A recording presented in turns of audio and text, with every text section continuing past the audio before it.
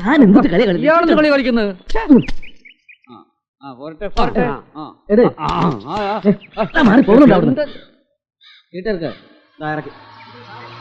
ഞാൻ പോകുന്ന കാര്യം പറയുക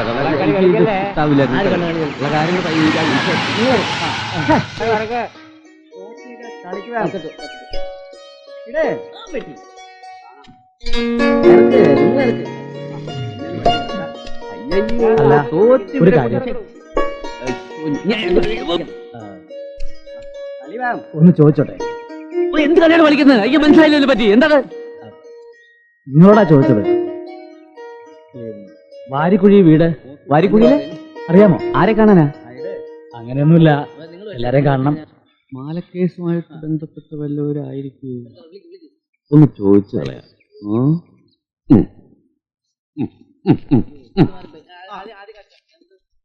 ആ മാല വിറ്റിട്ട് അതെങ്ങനെ മനസ്സിലായി?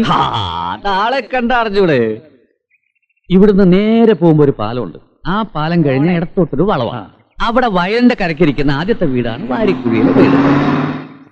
അന്വേഷിക്കുന്ന പാർട്ടി അവിടെ ഉണ്ട്. വേഗം ചെന്ന പിടികൂടാ. നല്ലായിക്കോട്ടെ, കാണാം. പിന്നെ ഞാനിവിടെ വരാം. കയറിക്കോളൂ. അല്ലെങ്കിൽ വേണ്ട. ലാലിച്ച, ഇന്നോടെ നീ പുറത്തും ഞാൻ അകത്തും.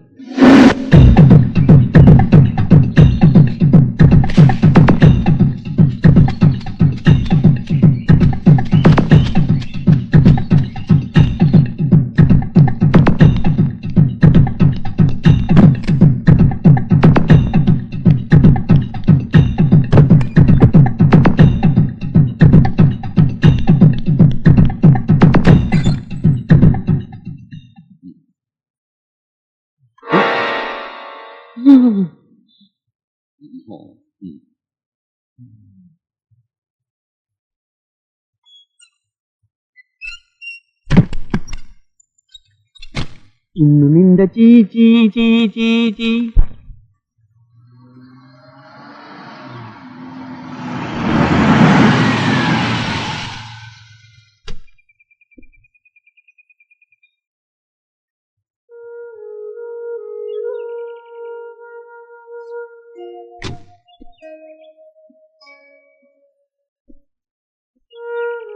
കല്യാണിക്കുട്ടി അമ്മ.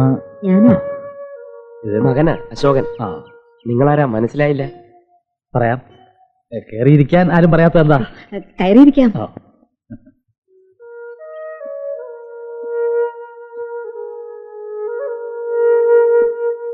ഇരിക്കൂ. അമ്മ ഇരിക്കൂ, ഇരിക്കൂ. വരാം സാർ, വരം. നമ്മളെയല്ലേ വഴി വെച്ച്? അതെ, ഞാൻ സാറിനെ സഹായിക്കാൻ വേണ്ടി കുറുക്കു വഴി കൂടെ എത്തി. വണ്ടി കറങ്ങിയല്ലേ വരുന്നത്. ഞാൻ അഡ്വക്കേറ്റ് ഭരതൻ. ഓ, അപ്പൊ കേസുമായോ? നന്നായി. ആളിവിടെ ഉണ്ട്, ഉറക്കവാ. കൈയോടെ പിടിക്കാം. പോലീസുകാരെ വെട്ടി കിടക്കാം. ഒന്ന് പാടുന്നു. പോലീസോ? അതെ, പോലീസ്. ഇയാൾ ആരാ? ഞാൻ കല്യാൺകുട്ടിയമ്മയുടെ മൂത്ത മകളുടെ മൂത്ത ഭർത്താവാ. സാർ ക്ഷമിക്കണം, അളിയൻ ഒരു അബദ്ധം പറ്റിപ്പോയതാ. മാല മാറിപ്പോയി. സ്വന്തം ഭാര്യയുടെ മാല തന്നെ, അല്ലാതെ മോഷിച്ചൊന്നുമല്ല. മോഷിച്ചാണോ മാറിപ്പോയതാണോ എന്നല്ല പ്രശ്നം. സ്വർണ്ണമാണെന്ന് പറഞ്ഞ് മുക്കുവണ്ട കൊണ്ട് വിൽക്കാന്ന് പറഞ്ഞ വിശ്വാസവഞ്ചനല്ലേ? ഇത്തരം കേസിന് കുറഞ്ഞത് 6 വർഷമെങ്കിലും അകത്ത് കിടക്കേണ്ടി വരും, അല്ലേ വക്കീൽ സാർ? എന്റെ പൊന്ന് സാറേ, എന്റെ ചേട്ടനെ എങ്ങനെയെങ്കിലും രക്ഷിക്കണം. അറിയാതെ ചെയ്തു പോയതാ, ജയിലിലിടരുത്.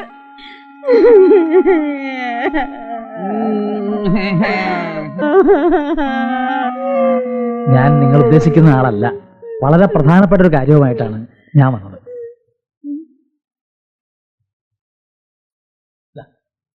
ഇയാളെ അമ്മയ്ക്ക് മനസ്സിലായത് നോക്കണം.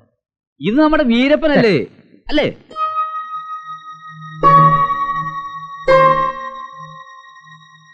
ഇല്ല, എവിടെയോ കണ്ടുമറന്ന മുഖം. ഇതൊന്നും നോക്കൂ. ഗിരിജയ്ക്ക് ഇനി വല്ല വിവാഹാലോചനയുമായി വന്നതാണോ? ഒരു കണക്കിന് പറഞ്ഞാൽ ഞാനൊരു ആലോചനയുമായിട്ടാണ് വന്നത്. ആരാണെന്ന് പറ സാറേ. ഇതെന്താ ക്വിസ് മത്സരം?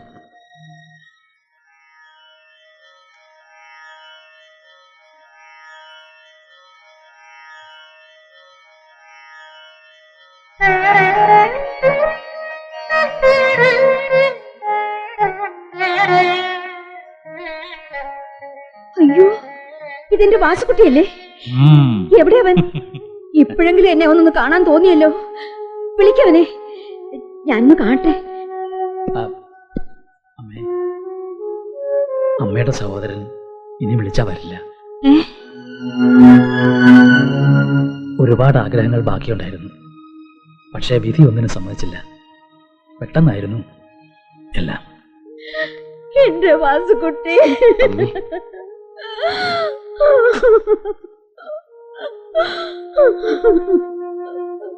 വരൂ.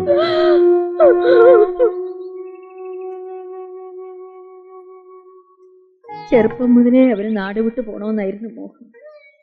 ഓരോ പ്രാവശ്യം പറയുമ്പോഴും അച്ഛൻ എതിർക്കുമായിരുന്നു. നിവർത്തിയില്ലാതെ വന്നപ്പോ എന്റെ താലിമാലയും കൊണ്ട് അവൻ നാട് വിട്ടു. എന്റെ മുഖത്ത് നോക്കാനുള്ള നാണക്കേട് കൊണ്ടായിരിക്കും എന്നെ വന്ന് കാണാൻ. അച്ഛൻ മരിക്കാൻ നേരവും വാസു വന്നില്ലേന്നാ ചോദിച്ച്. കഴിഞ്ഞതൊന്നും ഓർത്ത് വിഷമിക്കുകയല്ല വേണ്ടത്. പോയവരോ പോയി. ജീവിച്ചിരുന്നപ്പോ അവർക്ക് ചെയ്യാൻ പറ്റാത്ത എന്തെങ്കിലും ബാക്കിയുണ്ടെങ്കിൽ നമ്മളായിട്ടത് പൂർത്തീകരിച്ചു കൊടുക്കുക.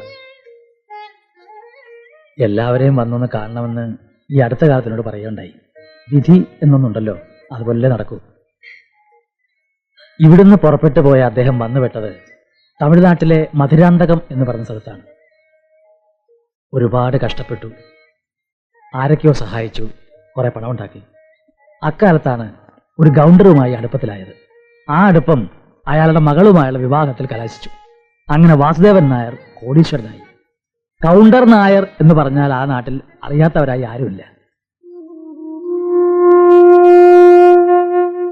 മരിക്കുന്നതിന് മുമ്പ് അദ്ദേഹം എന്നെ ഒരു ആഗ്രഹം അറിയിച്ചു. ഈ സ്വത്തിൻ്റെയൊക്കെ അവകാശിയായ തൻ്റെ ഏക മകളെ അമ്മയുടെ മകനെ കൊണ്ട് വിവാഹം കഴിപ്പിക്കണം.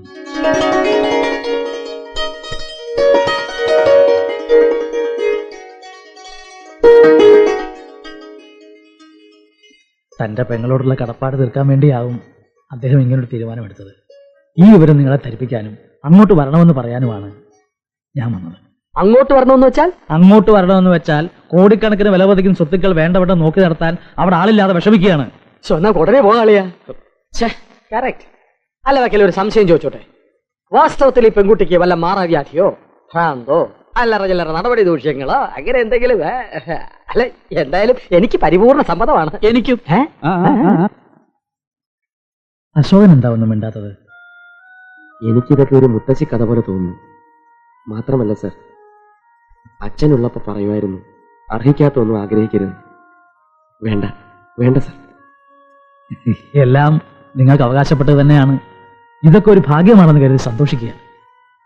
എന്തായാലും നിങ്ങൾ വരുന്നു എന്നുള്ള കാര്യം ഞാനോട് അറിയിക്കുകയാണ്.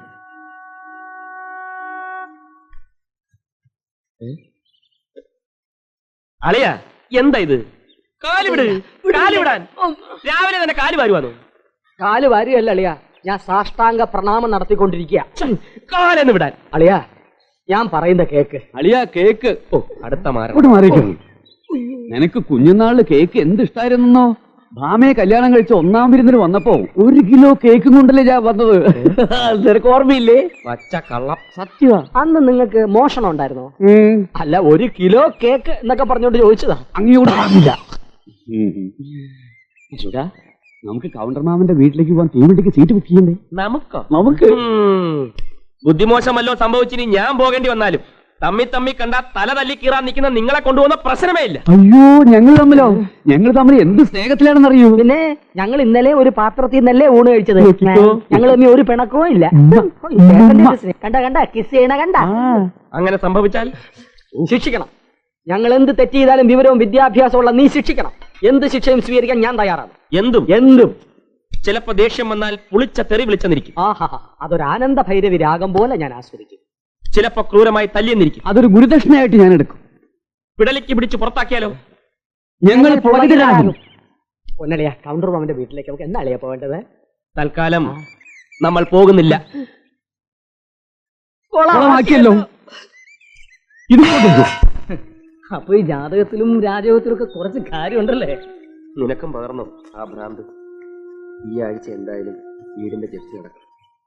കയറിക്കിടക്കാനൊരിടമില്ലാതെ പെരുവഴി ശരണമാകുമ്പോഴും പാവം അമ്മ പറയും മകന് രാജയോഗം വരാൻ പോന്നു. ബാങ്ക് മാനേജറെ കണ്ട് സംസാരിച്ച് ജപ്തിക്കൊരു അവധി വാങ്ങിക്കൂടെ? പലവട്ടം സാവകാശം തന്നതാ. അവർക്ക് ചെയ്യാൻ പറ്റുന്നതിനും ഒരു പരിധിയുണ്ടല്ലോ. പ്രശ്നങ്ങൾ ഇത്രയൊക്കെ ആയ സ്ഥിതിക്ക് അന്ന് ആ വക്കീല് പറഞ്ഞ കാര്യം ഒന്ന് ആലോചിച്ചൂടെ? പണ്ടെങ്ങോ നാട് വിട്ടുപോയ അമ്മാവൻ കടപ്പാടിന്റെ പേരിൽ എന്തൊക്കെയോ എഴുതി വെച്ചു എന്ന് കരുതി അവിടെ പോയൊരു വിവാഹം കഴിക്കുക, അതൊന്നും എന്റെ സാഹചര്യവുമായി പൊരുത്തപ്പെടില്ല. സാഹചര്യത്തിനൊത്ത് മാറണം, അതല്ലേ ജീവിതം. ശീലിച്ചിട്ടില്ല കുഞ്ഞികൃഷ്ണ. ഒന്നുമില്ലെങ്കിലും എല്ലാം ഉണ്ടെന്ന് അഭിനയിക്കണം. മുണ്ട് മുറുക്കി ഉടുത്തായാലും മാനം കാക്കണം. മടിയിലിരുത്തി അച്ഛൻ തന്ന ഉപദേശങ്ങളാണിതൊക്കെ. മറ്റെന്ത് സഹിക്കാം. ഏട്ടൻ നടത്താൻ പോകുന്ന രാജകീയ കല്യാണവും സ്വപ്നം കണ്ട് കഴിയുന്ന പെങ്ങടെ മുഖത്ത് നോക്കാൻ ആ മടി.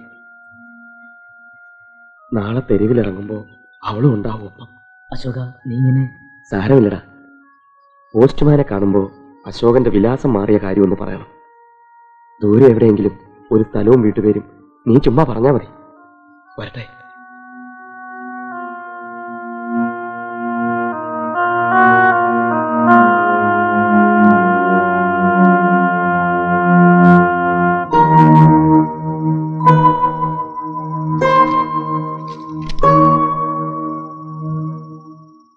പോലീസുകാർ വന്ന് നമ്മളെ പിടിച്ചിറക്കി വിട്ടായിരിക്കും ചെത്തി നടത്തുന്നത്, അല്ലേ മോനെ?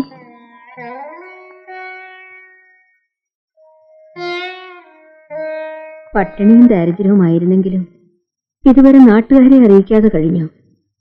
ഇനിയിപ്പോ ഇത്രയും കാലം മോര് അമ്മയോട് മറച്ചു വച്ചിരിക്കുകയായിരുന്നല്ലേ? അവധിക്കുള്ള ഓരോ നോട്ടീസ് വരുമ്പോഴും ആരും അറിയാണ്ട് കടം വീട്ടി തീർക്കാമെന്ന് വിചാരിച്ചു. നല്ല കാലം വരുന്ന ജാതകത്തിന്റെ കഥ എല്ലാവരോടും പറഞ്ഞപ്പോ ഞാനും അതറിയാണ്ടങ്ങ് വിശ്വസിച്ചു പോയി. തെക്കിനിക്കോലായുടെ തളത്തിൽ ഇപ്പോഴും കാര്യങ്ങളൊക്കെ നോക്കി നിങ്ങളുടെ അച്ഛൻ ഇരിപ്പുണ്ടെന്ന് തോന്നുക. ചിലപ്പോ കല്യാണിക്കുട്ടിയെന്ന് വിളിക്കും. മറുപടിക്കൊരുങ്ങുമ്പോഴാ ഒരു തോന്നലാണെന്ന് ഓർമ്മ വരിക. ഒന്ന് ഓർക്കുമ്പോഴാ വിഷമം. ആ അസ്ഥിത്തറയിലെ വിളക്ക് വെപ്പ് ഇതുവരെ അമ്മ മുടക്കിയിട്ടില്ല. ഇനി അത് മുടങ്ങും. മോനെ, നീ ശുണ്ടിയെടുത്ത് അമ്മയോട് വഴക്കിന് വരരുത്. ഇന്നലെയും ആ വക്കീലിന്റെ കത്ത് വന്നു. എന്നാണ് അങ്ങോട്ട് ചെല്ലുന്നതെന്നും ചോദിച്ച്. മോനെ, ഒരു കുടുംബം മുഴുവൻ നിന്റെ സമ്മതത്തിന് വേണ്ടി കാത്തിരിക്കുക. അതെന്റെ മോൻ മറക്കണ്ട.